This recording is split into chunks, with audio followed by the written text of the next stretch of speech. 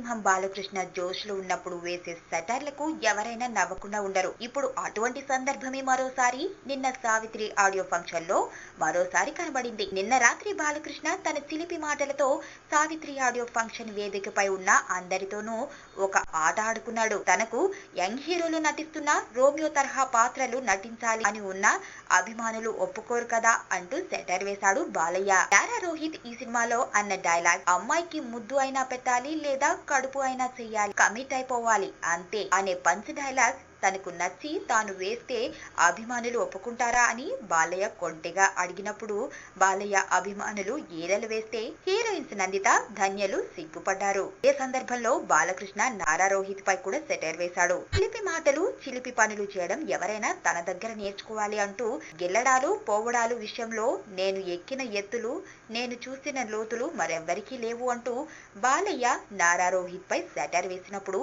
ఆ సెటర్ కు ఆ ఆడియో ఫంక్షన్ కు వచ్చిన అతిథులు, అభిమానులు మొహంలో నవ్వులు కనిపించాయి. ఇదే వేడుకపై బాలకృష్ణ మరో అడుగు ముందుకు వేసి నందిత, నారా రోహిత్ గురించి సిగ్గుపడుతూ మాట్లాడిన మాటలపై వేసిన సెటైర్లు, అలాగే బెంగాలీ బ్యూటీ శ్రద్ధాదాస్ గ్లామర్ పై వేసిన సెటైర్లతో సావిత్రి ఆడియో వేడుకలో నవ్వులు పూయడమే కాకుండా బాలకృష్ణలోని చిలిపితనం మరోసారి బయటపడింది.